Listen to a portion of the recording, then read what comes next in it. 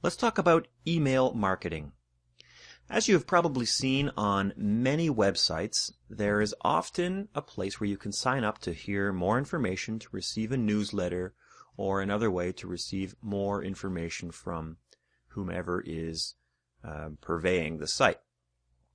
This is a very good idea as a business owner because, as you probably know, it takes 8 or 9 times before you see anything, before you see an advertisement, for example, that you actually register that it's there. So it takes oftentimes repeated exposures to your business, to your products and services, before a customer is going to pay attention. And keep in mind, again, that only 3% of your target audience are in a state where they're ready to buy right now. The other 97% are in varying degrees of thinking about it or not very interested. However, if you could send them regular information just about your product and service in a benefit-oriented way for them, it's going to keep you top in mind when they actually decide that they do need the product or service, and you'll be in a better position to be able to serve them that way. So, email is an important way to do that, and having these kind of sign-up places on your site so that people can just kind of enter their email, and then maybe weekly or however often you do it, you're going to send them some information. Now, you don't need to spend a lot of money to get this done. There's a lot of free mail providers out there, and the one I'm going to recommend to you is one called MailChimp. MailChimp is free for a certain number of emails. I think it's up to 10,000 emails per month. So for a small local business, probably the free account with MailChimp is going to serve your needs just great. And if you do get to a point where you're emailing more than 10,000 people per month, you're probably going to be in a position to be able to pay for it, and then that'll be fine. So I recommend going to MailChimp.com, sign up for their account. It takes just about 30 seconds to sign up, and it's free. And once you sign in, you'll get to a dashboard that looks something like this. Except yours will be empty. I have a little bit of stats in here from some other mail campaigns that I've sent out. Now, what you want to do is you want to create a form that people can sign up for on your website. And when they sign up to that form, what it's going to do is it's going to add them to a list. So the first thing you'll want to do is to create a list. So if you go over to List and then click on Create List, right, it's going to ask if you want to create a new list or group. So we're going to create a list. Now keep in mind you want your list to be about something that is going to be a benefit to the customer. So if we take the example again of pest control, let's think about our target audience, which again for pest control was hotel and motel owners. So our ideal audience is hotel motel owners. We want to tell them, originally we had in our core story, the top 5 reasons that hotels in Toronto are underoccupied. So we're not going to just leave it at the top 5 reasons. So maybe we want to say something here that's a pain point for the customer, something like pests are preventing you from succeeding. Now, another reason that you wanted to have your own domain from the previous step is because now you can send and receive emails from that domain. It's much, much better as a small business, as any business, to be sending and receiving emails from, for example, torontoaccountant.com as opposed to torontoaccountant@gmail.com. Right? If you have a Gmail or a Hotmail or some kind of free email account, it just smacks of cheapness. What you want to do is have your own domain and be receiving mail on your own domain properly. That just gives off a much more professional aura. So in the default from name, you're going to write the actual name of either your business or your first name if you are well known in the community. But I recommend using the business name here. In the default reply to email, you're going to put your email address, and we can make the default subject line something, because you're going to change it for every email that you actually send out, but we can make it something along the lines of the list name to keep it top of mind for the customers. Now, with email marketing, we don't want to ever be spamming people. Spamming is very bad. So what you want to do is you want to have a system that is called a permission-based email list. Nobody is going to be added to this list by you without their permission.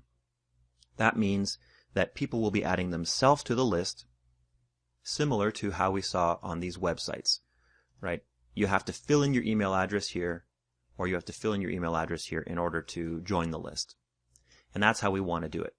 Now, because it's a permission-based email address, we need to remind people how they got added to the list. Because there's such a proliferation of spam out there, people are often thinking, how did I ever get added to this list, and forget that they even signed up. So you're going to remind them here that they give an example here. You're receiving this email because you opted in at our website. And so we're going to type something similar to that. And you'll need to put your address here. That's also part of the anti-spam laws. So again, this is the address for one of the businesses that I run. And you'll want to put the name of your business, your address, and phone number. So a way for people to contact you if for some reason they're having trouble getting off your list. And again, as part of the anti-spam laws, they want to make sure that you're a legit business that is not going to be causing problems. If you do decide to spam people, by the way, MailChimp and any decent mail provider will limit your account and you won't be able to send mail anymore. All right, so go ahead and save that. So now we have a new list. Pests are preventing you from succeeding. That's great. What I'm going to do is click on the list now. And this is going to bring me into some information where right now there's no subscribers because I just created it. Now, if I had a list of people that I knew were okay with me adding them, then you could import them here. But we're not going to do that. What we want to do is set up a sign-up form. Okay, and we'll start with a general form. And by default, they have this kind of nice looking form. Pests are preventing you from succeeding is the name of the form. There's an email address, first name, and last name. Now, a lot of times I'll ask for these three fields because you can kind of personalize the email if you have their email and first name and last name. However, a lot of times people just want a very quick way to do it. And you see these other kind of successful sites are asking only for email, not their first name and last name. So oftentimes you'll just want to remove that. So I'm going to do that in this case. We'll delete this field. And the same with the last name. We'll just remove that. Now we have only an email address. And of course we can add some text to the form. So let's add a little bit of text here. Again, keep in mind we want this to be education based. So we're not hard selling here. What we're doing is we're going to send them information. All right, so this is pretty generic. Since this is a title, I'm going to just capitalize this. And that's it. Now we are ready to use it. So we built it. We can go over to design it. If you want to change the color to match your website more closely, you can go ahead and do that. And there's ways to do that here. You can translate it if you want. And if I just copy and paste this URL, we'll see that there we go. We have the form. It's live already. And if I were to enter an email address here, they would get subscribed to my list. Now that's great if you want the form to be kind of a link on its own. Oftentimes you'll want to embed it on your website like these other websites have done. So assuming that is what you want to do, we'll want to go back to MailChimp and click back on Sign Up Forms. This time what we want to do is embed it. That means that we want to essentially put it right into our website. Now, it remembers that we only had an email address, and that's great. It says here now, subscribe to our email list, so we'll change this to match what we had in the other form. So there we go. We have the proper title. It's only asking for email address. Now, it doesn't really give a lot of information here about what they're signing up for. So we might want to add a little bit more information here. We could if we wanted to do that. We're just going to keep this one extremely simple for now. There's a various different flavors of the form you can get. We'll get the classic one. And as you scroll down, this big long chunk of code is what you'll need to copy and paste into your website. Now, if you don't know how to do that, you'll get your web developer to do this. And so he'll paste that, he or she will paste that into their website. It'll show up something like this, a field, a button with a title on it, right? Title, field, button. That's what we're going to get here, title, field, button on your website, and then that'll be live. Now people will be signing up for that mailing list. So that's great. Now you've got a list of people, but you need to do something with the people. So every once in a while, if you want to just send an email to everybody, if you have some kind of event, what you're going to do is you're going to go to a campaign. And you're going to go and create a new campaign. Now MailChimp has a whole bunch of templates that you can use. So let's just pick a regular campaign. We're going to pick the list that it's being sent to is our past list that we just used, and we'll go next. Now you have to give a name to the campaign, so I'm just going to call this, we'll call this Christmas. If you happen to be sending out a Christmas email. Now here's that subject line that we had set up by default in the campaign. We can change that here if we want to say something like Merry Christmas from Toronto Pest Control. Now it's not actually going to let me proceed right now because I haven't verified this domain, right? It would be not cool if I could write any email address here and then send emails as if I was that person. That would be a great tool for spammers to use. So we can't do that. What we have to do is we have to verify the domain. So what you'll want to do is click that and follow the instructions. For now, I'm just going to skip the domain verification.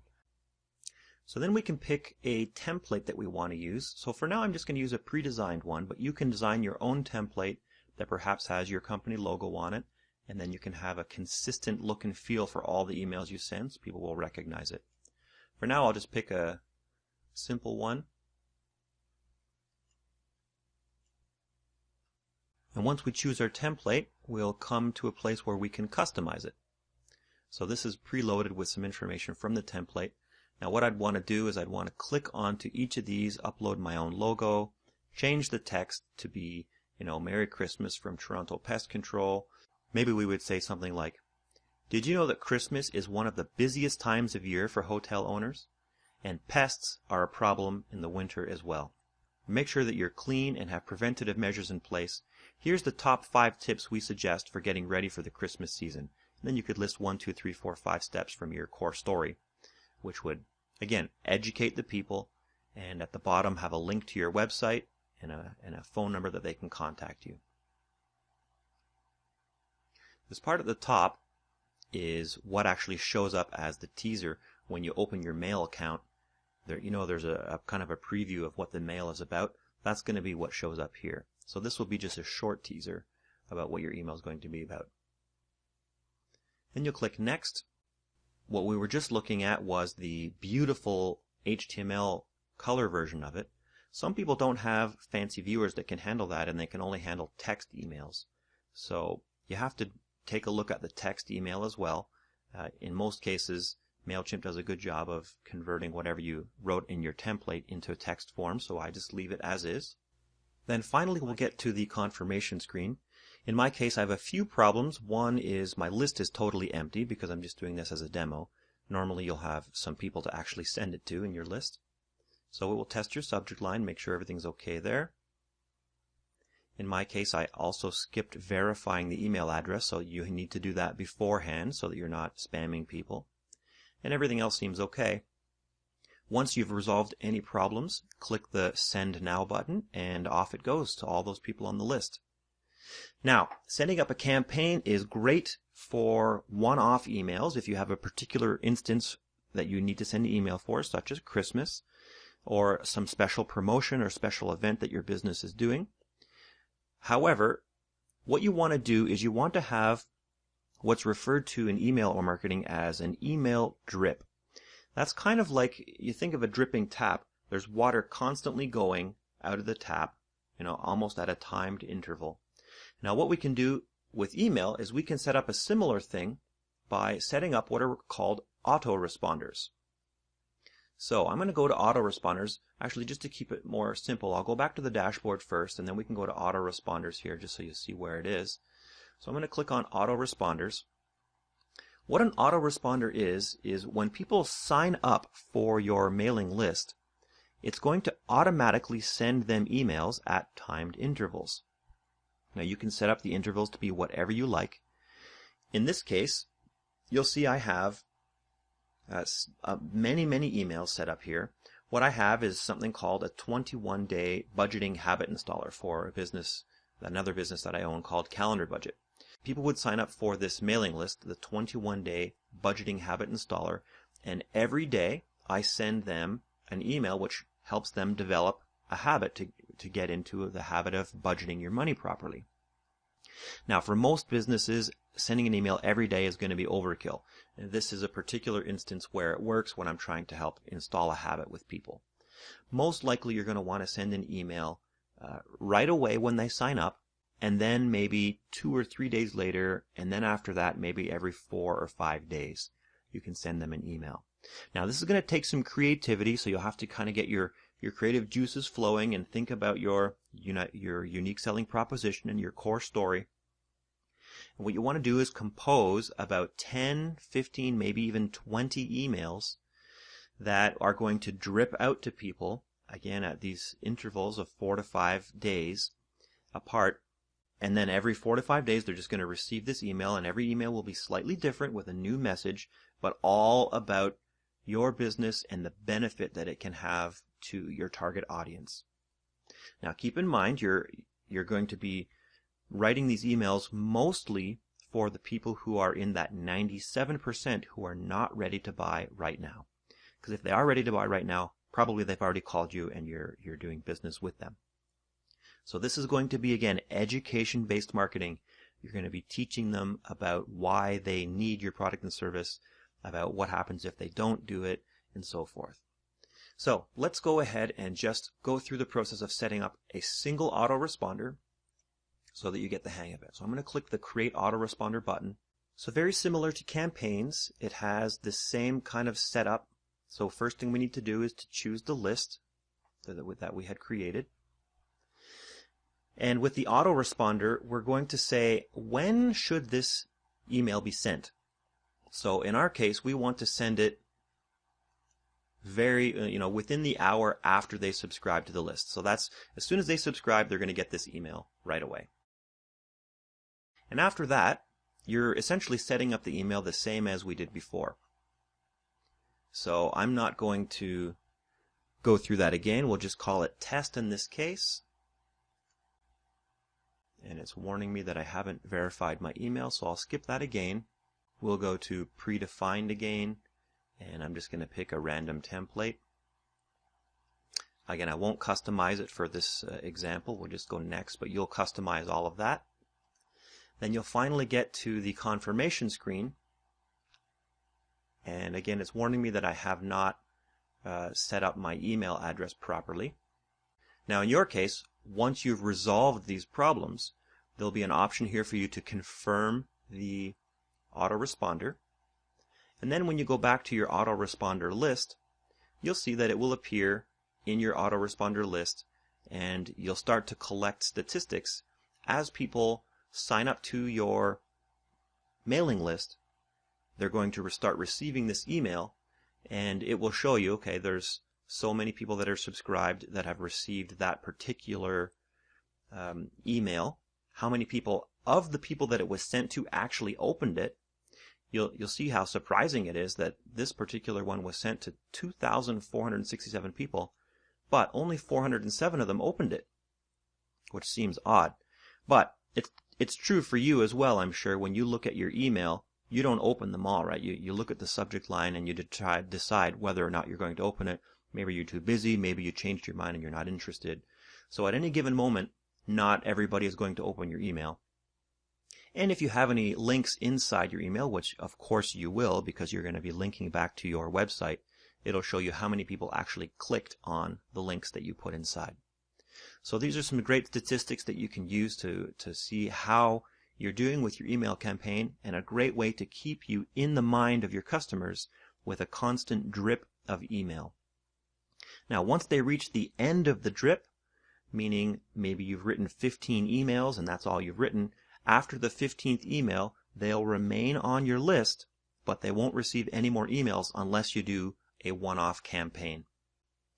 But again, email is a good way to keep people engaged with you, and still a very, very useful tool and highly recommended.